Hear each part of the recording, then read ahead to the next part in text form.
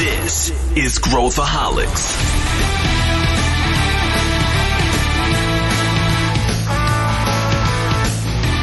Olá pessoal, aqui é Pedro Van Gertner, sou CEO da ACE e esse é o Growthaholics, o podcast onde a gente fala sobre empreendedorismo e inovação com gente que sabe.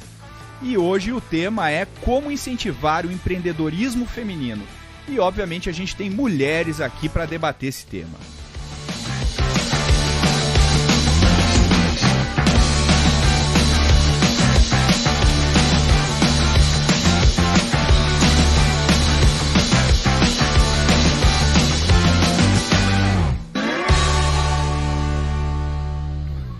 Estamos aqui com Renata Sagrade.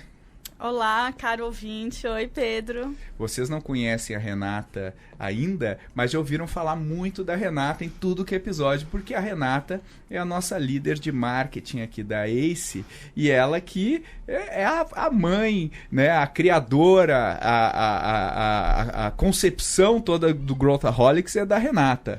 Isso mesmo, eu tô sempre acompanhando todas as gravações, eu sou a voz da consciência do Pedro, e hoje vou encarar o desafio de vir para frente dos microfones. Muito bom, estamos também com a nossa pomposa em termos de nome, Vinky de Bragança, que é um nome, né, poderoso. Bem-vinda, Vinky! Olá, muito obrigada pelo convite, muito feliz em estar aqui. Minha primeira vez e primeiro episódio com 2 mulheres convidadas. Oh, yeah. E não é à toa. Não porque é à toa. Né, o tema pede por isso. E Vim, o que você faz lá na ACE? Eu sou líder da área de Culture Mindset and Startup Engagement. Então, trabalho com projetos de intraempreendedorismo e conexão de startups com grandes empresas. Muito bom. E hoje, como, né, o nosso enunciado aqui é o empreendedorismo feminino. A nossa pergunta aqui é como incentivar o empreendedorismo feminino. Antes da gente entrar exatamente na resposta aí da nossa pergunta, vamos pegar um pouco situar um pouco o problema, né? Qual que é o problema? Hoje, quando a gente olha nas manchetes, né, nas capas de revista, em tudo que é lugar, quando a gente vê casos de sucesso, é um bando de homem. É homem para tudo que é lado, e às vezes agora estão começando a encaixar uma mulher aqui ou ali, só para não ficar muito chato. Mas qual que é a origem disso? Vamos começar a discutir por que não tem tantas mulheres empreendedoras, e aí a gente começa a discutir um pouco a solução. E eu sei que vocês têm visões aí complementares para a gente conseguir discutir sobre o tema. Quem quer começar?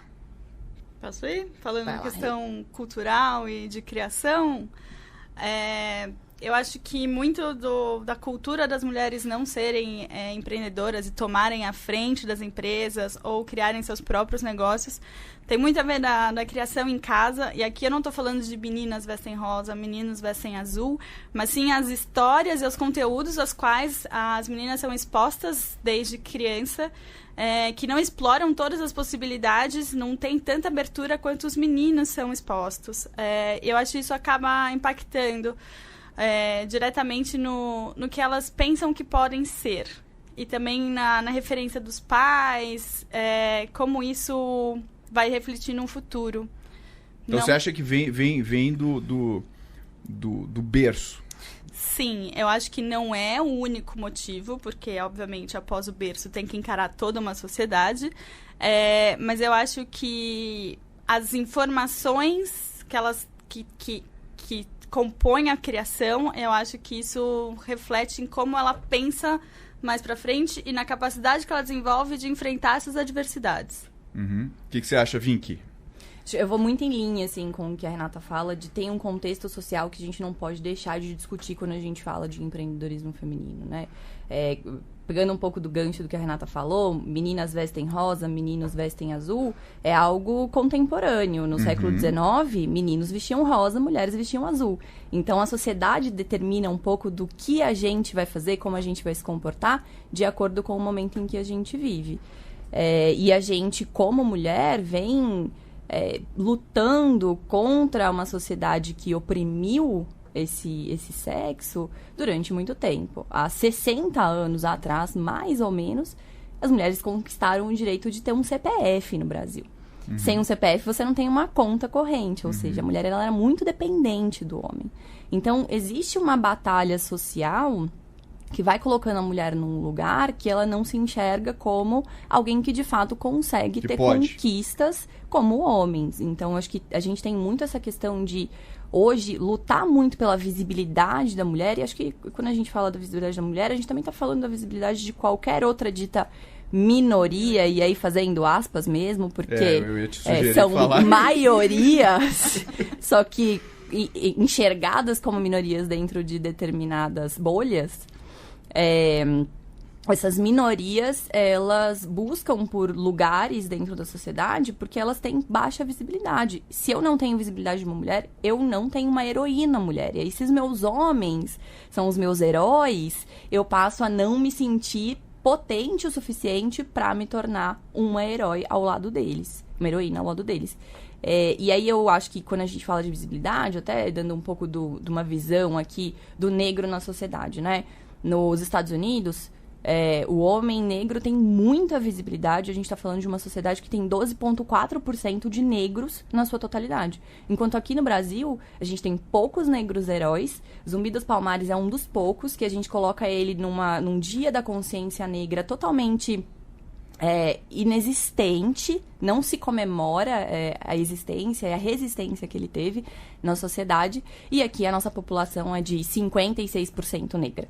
Então, acho que quando a gente fala de visibilidade, tem muito a ver com isso. Quanto mais a gente der visibilidade para a mulher e para essas outras minorias, entre aspas, mais a gente vai conseguir ter mulheres que se enxergam nessas posições de poder, de conquista, elas se sentem capazes de ir lá e fazer.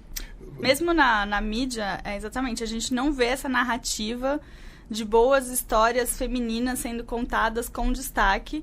A gente até comentou no fim do ano passado, capas de publicações nacionais, não vou citar quais, tinham somente homens de sucesso na capa. Então, a gente não tem...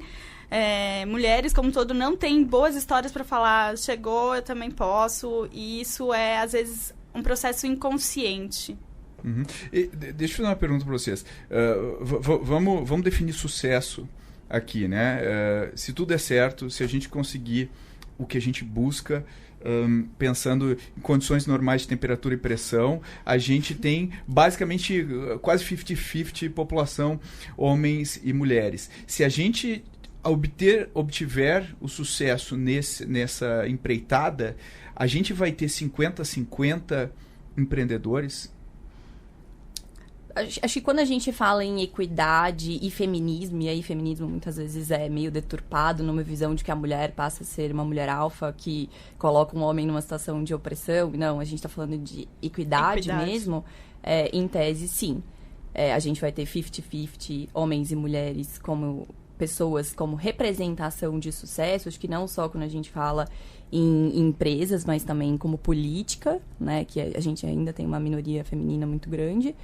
E aí depois a gente consegue trabalhar todas as outras questões de não só a equidade de gênero, não só a equidade de gênero quando a gente fala em mulheres cis, ou seja, mulheres que se identificam pelo seu sexo biológico, mas também mulheres trans e homens trans, e enfim, aí a gente consegue trabalhar um pouco mais as outras questões sociais. O que você acha, Rê? Concordo, não acho que chegaria num 50-50, tá? Aqui sendo um pouco mais polêmica, eu acho que sucesso é relativo e ainda acredito que mulheres podem assumir papéis não necessariamente dedicados à vida profissional. Aí vai da escolha de cada um e eu acho que a gente também tem que respeitar esse background, essas escolhas. É muito fácil dentro da nossa bolha também, quando somos mulheres no mercado de trabalho e tal, é muito fácil julgar as mulheres que optam por não, que optam por ter filhos, por cuidar de casa. Eu sou meio que...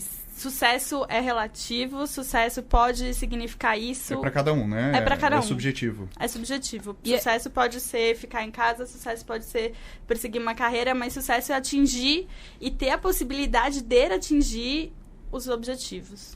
E acho que tem um ponto que é importante nesse sentido, que é também discutir um pouco da posição do homem nessa sociedade, quando ele decide que ele quer ser o homem que quer cuidar da casa e que quer cuidar dos filhos. Que também é subjugado como uma pessoa que não está atingindo o total do seu potencial.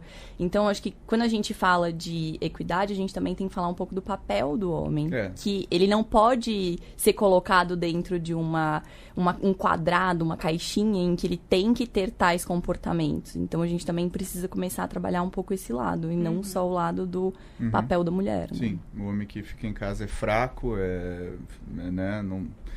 Ou seja, é o mesmo estigma ao contrário, né? Vamos falar um pouco de business aqui, e eu acredito que as coisas só avançam no mundo quando é bom, né? No final é bom para os negócios.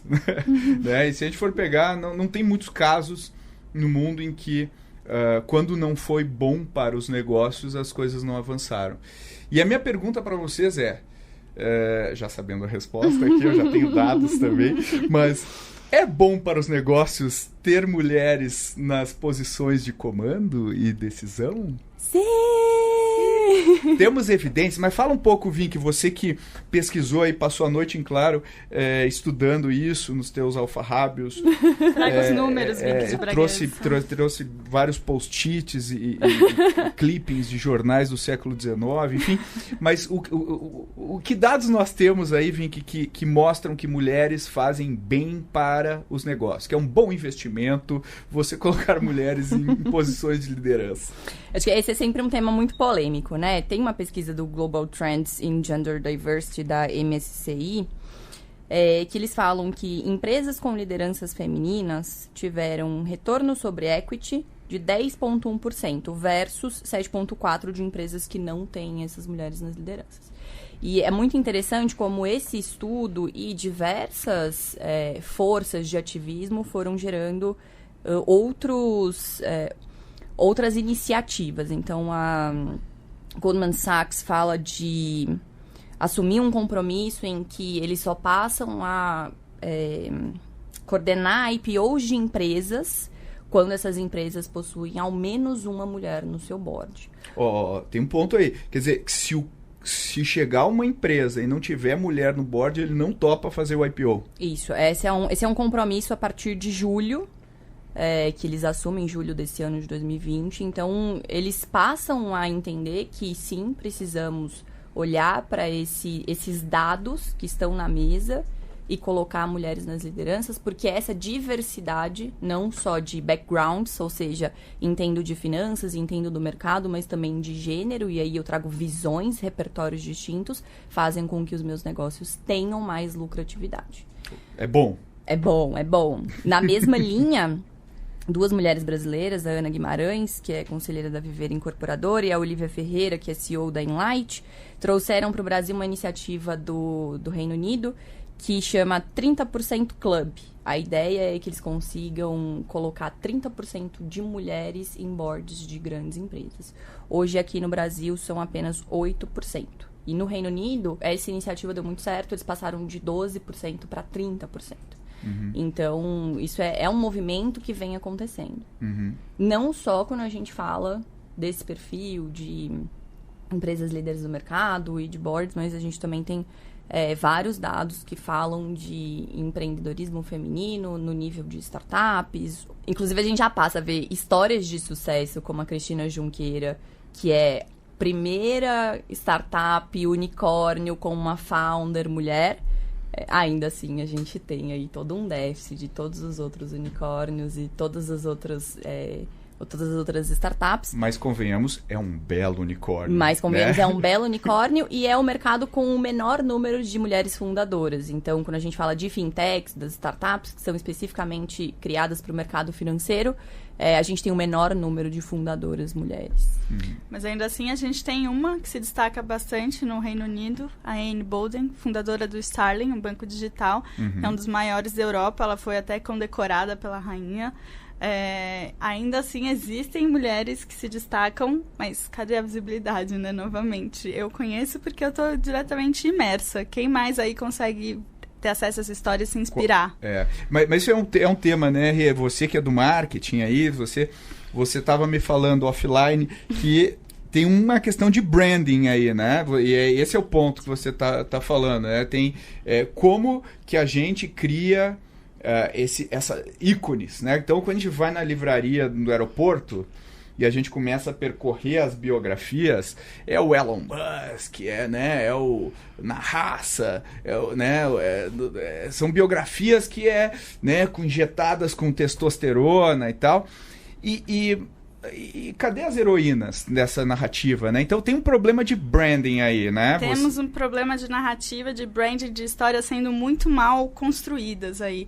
Voltando lá nos primórdios do empreendedorismo feminino, a gente teve a Sofia Morusso, que fundou a Nestgal, que começou como um e-commerce no eBay. Ela virou um império que chegou a faturar $100 milhões por ano, depois teve lá as suas questões e tal. Mas, enfim, ela construiu um negócio gigante dentro do ramo de varejo de moda. Era super referência. Aí ela lançou o livro dela, Girl Boss, que foi super cultuado, que virou série no Netflix. E depois virou uma plataforma depois de tudo, em 2017, ela fundou a plataforma de mídia dela. Tá indo super bem, aliás, ela tem super influência nesse meio. Mas a questão foi com a narrativa que construíram em cima desse seriado. Se fosse um homem, se fosse o Elon Musk, ia ser a jornada do herói. Uhum. Que veio do nada, teve uma ideia, sofreu, mas chegou ao Olimpo. Uhum. Ela foi retratada de uma maneira muito... caricata, moody, assim, meio bitchy. E ela mesma rechaçou depois o seriado, da maneira que foi contado, mas não deu valor ao que ela fez e ao que ela construiu, mas sim ficou retratando como uma mulher meio problemática, ou uma mulher que não se encaixava, ou... cheio de problemas de relacionamento interpessoal, não deu o valor como businesswoman que ela deveria ter recebido. Ou seja, reforça os estereótipos que existem em relação a mulheres. A mulheres fortes, As mulheres fortes, que é bitch, né? Mulher forte é bitch. Vira bitch. Não o homem forte é destemido, ele vai lá e faz, e vai na diversidade. O Diabo Veste Prada, né? O Diabo Veste Prada. Exatamente. É o ícone da bitch, né? Quando a mulher chega lá, ela é bitch, ela é uma megera e não é necessariamente assim. Eu também acho que isso se aplicar a todos que têm a característica, né, e a veia empreendedora. Tem tanta mulher forte no mundo quanto homem banana. Uhum. Então não dá pra ficar julgando e falando mulheres que chegam lá são X, Y, Z, uhum. ou retratando essa jornada de struggle, de péssimo relacionamento, ou não sabe ter uma vida pessoal até, inclusive, o que, obviamente, não se aplica. Uhum. Eu acho que tem muita... também, assim... como não tem muitos ícones, né, de femininos nesse mercado, eu acho que algumas mulheres que conseguem chega lá, ou elas são colocadas numa caixinha que já existe, né, de perfis de empreendedores, né, e eu acho que tem uma oportunidade de criar um perfil de mulheres empreendedoras, né?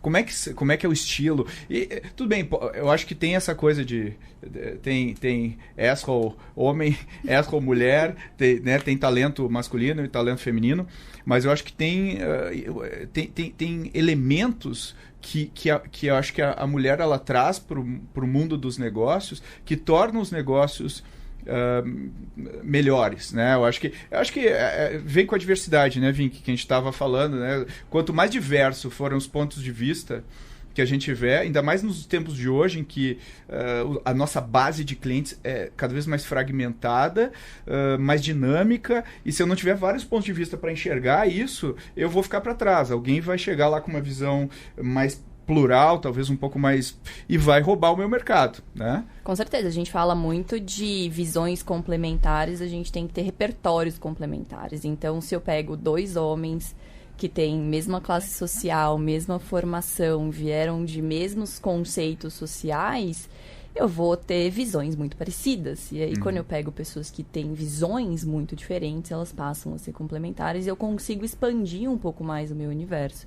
Então, acho que a gente, quando fala de diversidade, fala muito disso, diversidade de repertório no fim do dia. E não só diversidade de gênero, de etnia, enfim. É o que eu falo, diversidade cognitiva, Sim, né? é isso. Backgrounds e coisas diferentes. O que é muito difícil pra gente, né? Porque como seres humanos queremos sempre estar perto de pessoas que são parecidas com a gente. A gente atrai os nossos semelhantes. Né? Então, é muito complicado, porque em geral, de maneira geral mesmo, temos duas situações quando falamos de um homem e uma mulher heterossexuais numa relação de negócios.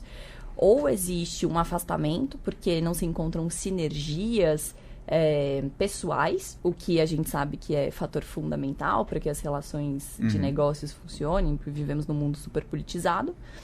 Ou existe uma situação quase de estranhamento do flerte, em que há um subjulgamento de que se aquela proximidade ou aquele...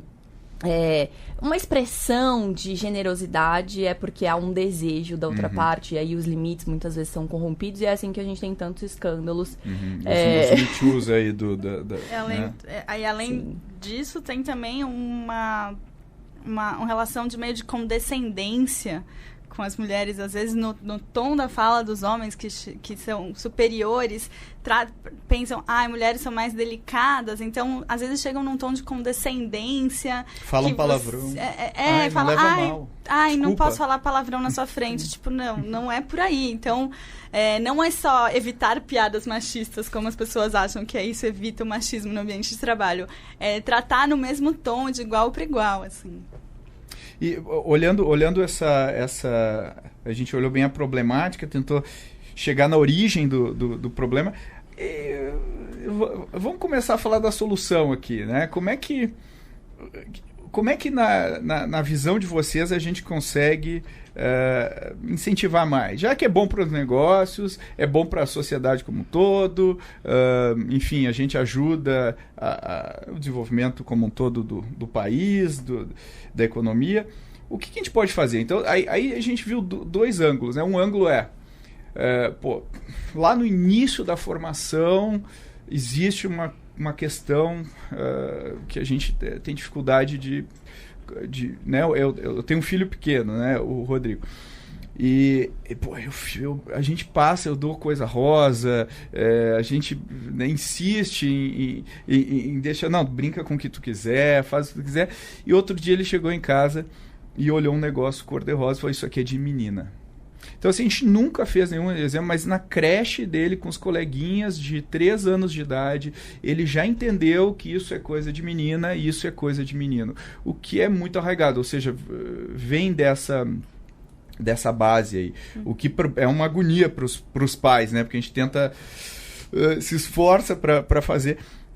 Então tem esse lado da base. E tem o outro lado que é o topo da pirâmide, né? Que é exemplos em quem que eu vou me inspirar, quais são as mulheres que eu acho né, que a biografia lá no aeroporto, a capa da revista, sabe? Como é que a gente resolve isso? Eu acho que boas histórias inspiram novas trajetórias.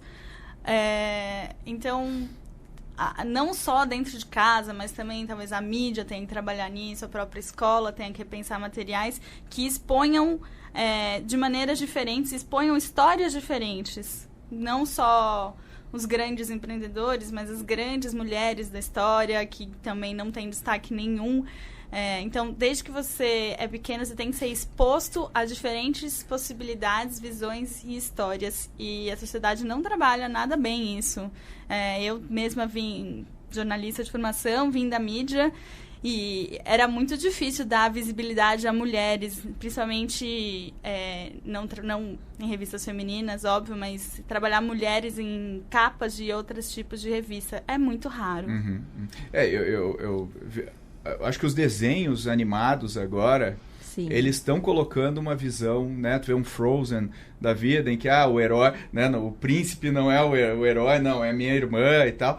E Valente, vários outros filmes, aí mesmo os desenhos mais triviais, eles têm colocado uma mensagem que eu acho legal, assim, da mulher heroína, mas com seu estilo, respeitando, né, a feminilidade, mas eu acho que tem muito trabalho ainda, e eu acho que é um trabalho nas duas pontas, né, porque eu preciso também mostrar o exemplo real lá em cima, né.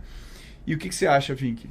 Pra mim já tá melhorando muito, né? Pra mim, essa conversa aqui já é um dos indicadores do quanto a gente já conseguiu evoluir nesse sentido.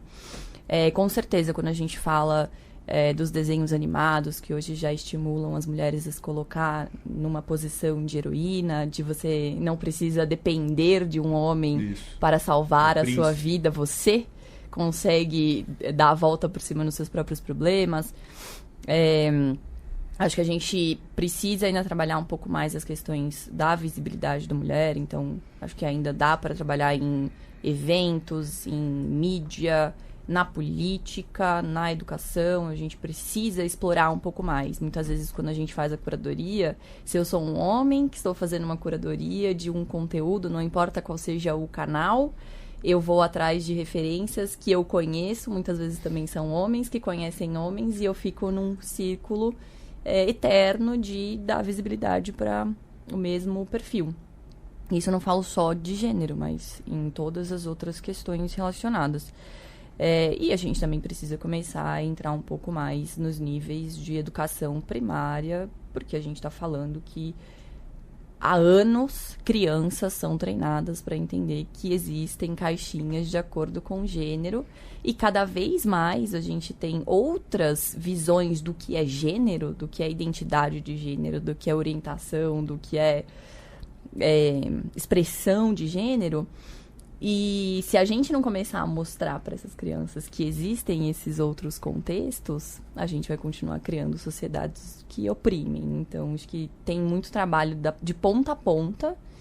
E, para mim, tem um lado muito do homem começar a eliminar a expressão mimimi e procurar ver com outros olhos. Procurar outros ângulos na hora de falar de uma mulher, na hora de se colocar como uma mulher.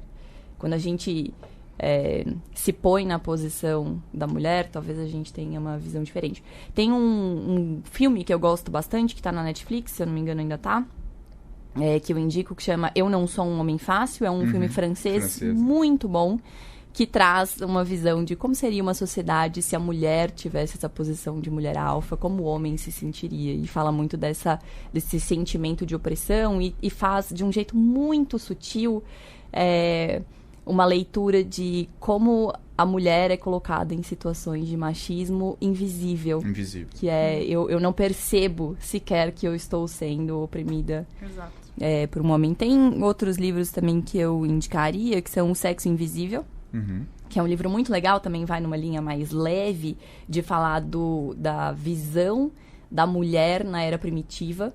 Então, desconstrói um pouco essas questões levantadas no século XIX, de que a mulher cuidava da casa e das crianças, mas esse é um reflexo do século XIX e não da realidade primitiva. E Mulheres que Correm com os Lobos também é um livro muito bacana, que traz esse lado da mulher, desconstruindo alguns mitos e alguns contos de fadas. Então, colocando a mulher numa posição de força e coragem. Acho que já são formas da gente começar a, como homens, como mulheres, como seres humanos, olhar a todos de um jeito mais igual e entender, ter empatia, de fato, pelo outro, né? Se colocar no lugar do outro, pelos olhos do outro. E, ao mesmo tempo, mulheres que têm essa posição, que chegaram lá, dá visibilidade dessa luta, né? Que foi para chegar até aqui. Hoje em dia, estamos Vinky e eu aqui, temos que ser muito gratas a mulheres que batalharam, de certa maneira. Nenhuma de nós duas é uma feminista muito exaltada, mas a gente tem plena noção de que só estamos aqui porque houve uma movimentação de pessoas engajadas nas últimas décadas para essa movimentação. E isso, às vezes, também não é dada a visibilidade pelas mulheres que alcançam o poder, porque ao chegar lá, elas também querem se equiparar a homens e não ficam trazendo a narrativa da luta, assim, né?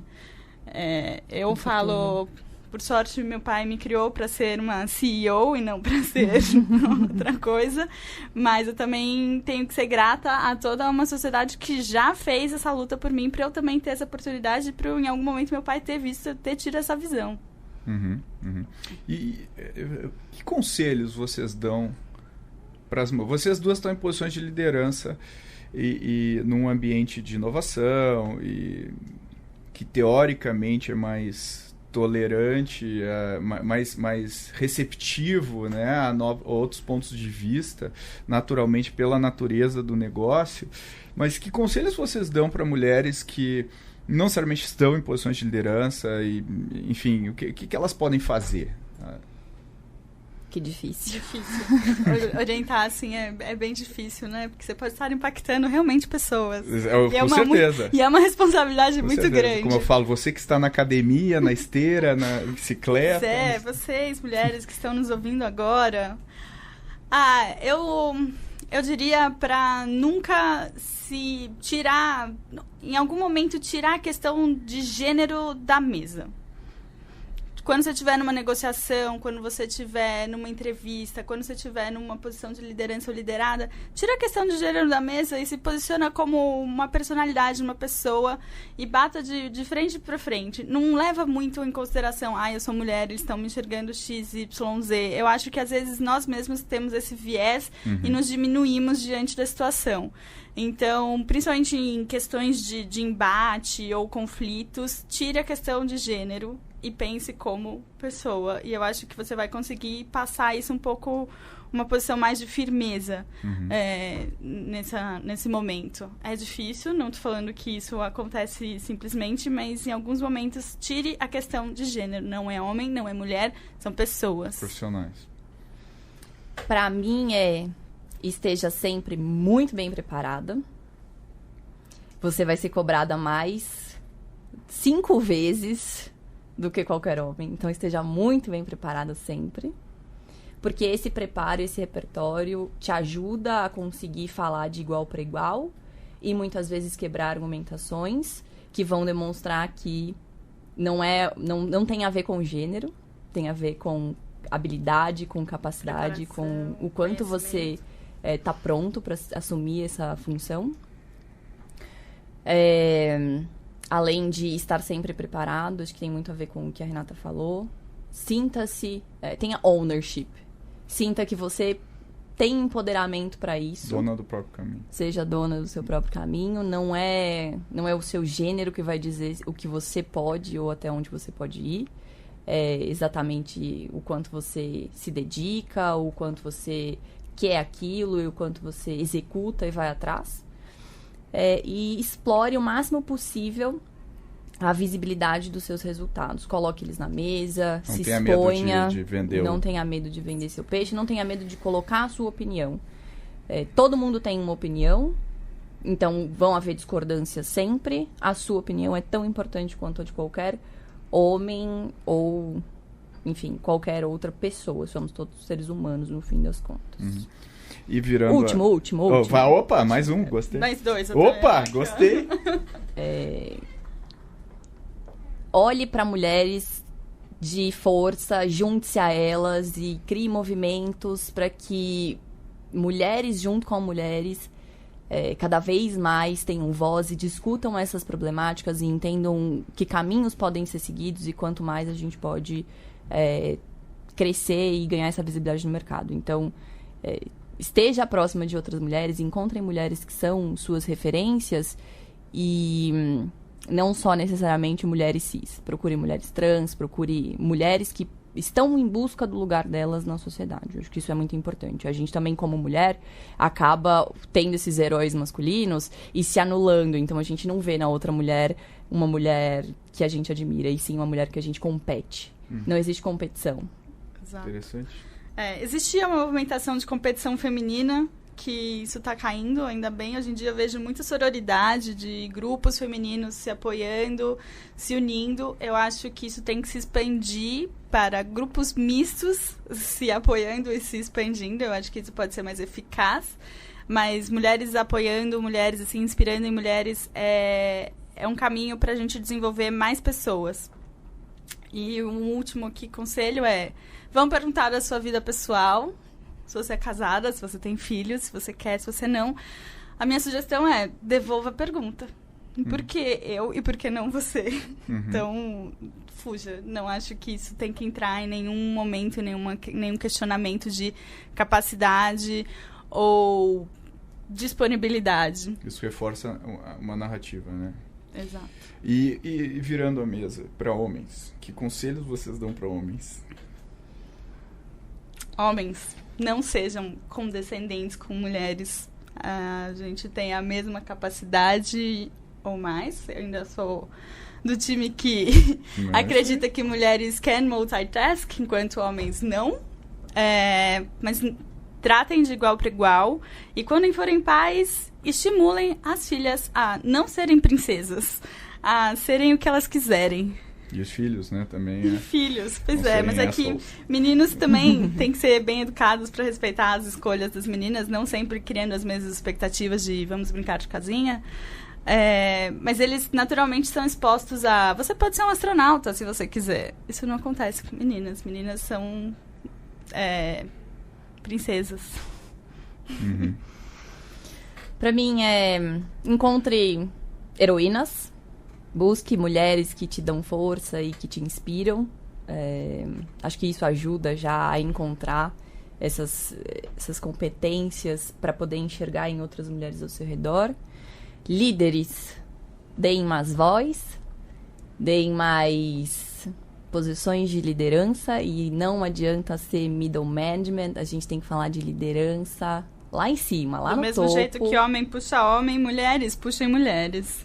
Com certeza. Então, acho que trabalhar a empatia ativa, olhar a mulher, se colocar no lugar da mulher e com os olhos da mulher nessa sociedade que sim é uma sociedade patriarcal. A gente pode querer fechar os olhos para isso, mas sim é uma sociedade patriarcal. Toda a nossa história foi construída por homem. Então, enxergar com outros olhos essas mulheres de um jeito mais igual, como todos seres humanos. Vários deveres de casa aqui para todos nós. Olhando a nossa pergunta aqui inicial, a gente falou várias coisas, né? Desde trabalhar o branding, desde criar algumas políticas, talvez, né, como a gente viu alguns exemplos de negócio. No mundo das startups, é um mundo indo para o nosso universo agora, né, não só de maneira genérica, o nosso universo é extremamente masculino, mais do que a média, eu acredito. O universo, quando a gente vai hoje já melhorou muito, mas quando a gente ia num evento de empreendedorismo, a Vink, né, trabalhava direto aí com eventos de empreendedorismo, né, com os maiores eventos do Brasil, era basicamente homens, o público, né, e agora, e aí quando a gente olha até os palestrantes, já está mais misto, né, ou seja, mulheres, mas ainda é muito masculino. Então, nesse nosso mundo, como é que a gente ajuda a melhorar isso? O que a gente pode fazer? E a gente sempre teve, na ACE, a gente sempre teve esse olhar, e não olhar por justiça, embora a gente ache que tenha que ter, mas por pragmatismo também, porque as empresas, várias das empresas que a gente teve exit, tem mulheres fundadoras. Vários bets que a gente teve, tinha mais mulheres às vezes do que homens fundadores, mas isso não é a regra, né? E aí a gente sempre se pega num, poxa, se eu preciso criar ícones e heróis, e eu não escolher os melhores, independente do sexo, eu talvez tenha o efeito contrário, né? Eu pego uma pessoa que não é a melhor pessoa e eu posso ter o efeito contrário de percepção na hora do branding. Como é que, assim, eu não sei se tem uma solução fácil, mas vamos tentar aqui. O que a gente pode fazer para a gente conseguir aumentar o número de mulheres que tenham o interesse de empreender e queiram fazer isso com o seu estilo próprio, e a gente consiga entender o que é esse estilo e como que isso pode ser melhor para os negócios? E Eu começaria quebrando o estigma do perfil do empreendedor investível. Quando você desenha o perfil, ele é sempre um homem de seus 30 e poucos anos, que teve uma experiência de mercado e estudou em universidades de prestígio. Quando você traça isso, automaticamente é o perfil que vem na cabeça. Então, eu acho que começando quebrando essa imagem do que é um empreendedor de sucesso, o que o investidor procura, a gente talvez veja mulheres tendo mais espaço para apresentar e mostrar a que veio. Acho que nessa linha do que a Renata trouxe, a gente precisa ter mais mulheres investidoras também. Então, hoje a gente sabe que 8% dos fundos da América Latina tem mulheres nos seus fundos. Então, é um número pequeno e isso impacta diretamente. A gente vê até na nossa rede de anjos, né? Deve ter... menos de 10% devem ser mulheres hoje. Sim. Então, esse é um dos pontos. Acho que tem muito a ver com o que a Renata falou. Como é que a gente traz o nosso viés para a consciência? A gente sempre vai ter esse viés inconsciente de ouvir uma voz feminina, enxergo o que está sendo dito de outra maneira, não do mesmo jeito se fosse uma voz masculina. Então, acho que trazer esse viés para a consciência na hora de investir ou na hora de mentorar, enfim, qualquer uma das situações. Acho que hoje a gente já está muito melhor do que a gente estava antes. O Crunchbase fez uma pesquisa de 2009 para 2014, praticamente dobrou o número de fundadoras mulheres. Ainda assim, são acho que menos de 20%. Então, a gente ainda tem muito trabalho a fazer. E vejo também que o mercado, os empreendedores precisam abrir um pouco mais os braços para ajudar as mulheres no sentido de não criar só os seus grupos masculinos que fazem com que a mulher não se enxergue parte, sabe? Não se enxergue pertencente. Acho que para quem vive esse mercado, no dia a dia, é muito comum você enxergar que muitos grupos de homens que foram obtendo um pouco mais de sucesso, as suas startups foram crescendo, eles deixam de lado as mulheres, porque os papos de homem, eles são não tão abertos ao público feminino em algumas situações. Não são edificantes. Então, acho que também tem um pouco isso, assim, como é que a gente faz pra abrir um pouco mais os braços e deixar de ser a cota. A gente tem que parar de ter cota de mulher. Não, as mulheres, elas conseguem trazer uma visão tão clara, competente e de alto nível quanto os homens. Tentar trazer uma sensação mais de casualidade do que de... Ai, não, temos aqui, tem que ter específico. Tem que ser mais normal do que pensado. Sim. Legal. Bom, várias coisas pra gente pensar aqui, pra gente refletir, pra gente agir. A gente tá encerrando nosso episódio de hoje. Bastante insight, muita informação, muitos dados. Depois lá nos show notes vocês vão ver vários dados. Agora eu não posso falar para Renata offline, eu falo para Renata online.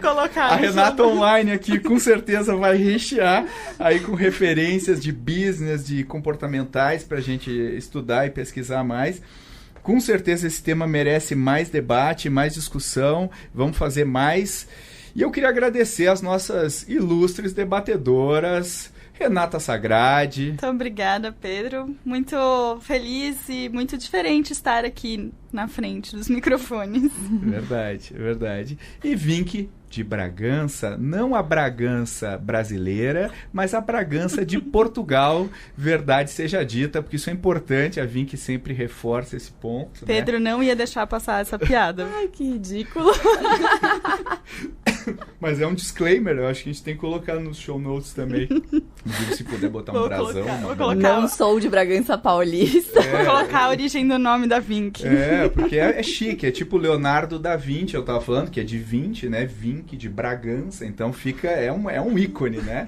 Então, Vinck, obrigado pela sua participação. Muito obrigada a você, Pedro, obrigada aos ouvintes, Renata, foi muito boa a companhia de vocês. Não. Legal, gente. Vários insights, um episódio bastante denso de informação pra gente refletir, pra gente agir. E se você gostou desse e dos demais episódios do Growthaholics, não deixe de seguir a gente no seu player favorito aí de podcasts. Não deixe de seguir nas mídias sociais, comentar, que a gente adora comentário, a gente adora feedback, a gente adora coisas que vocês nos enviam, a gente se diverte vendo as coisas que vocês mandam pra gente. E não deixe de assinar também o Growthaholics, que é o nosso newsletter, que chega uma vez por semana, toda quinta-feira, quentinho, no seu e-mail. Bota no Google, assinar Growthaholics, que você vai achar a página e vai conseguir Primeira acompanhar. página do Google. Primeira página do Google, como a Renata reforça aqui. Renata, eu esqueci de falar alguma coisa, agora ela pode falar também. Será que agora falta algum recado? Não, Pedro, agora você já está dentro do roteiro, já comunicou todos os nossos canais. Estejam presentes, comuniquem-se, a gente gosta, eu tô lá para isso. Mandem perguntas. Mandem perguntas, mandem sugestões temas. de temas, isso aí. Valeu, gente, até a próxima!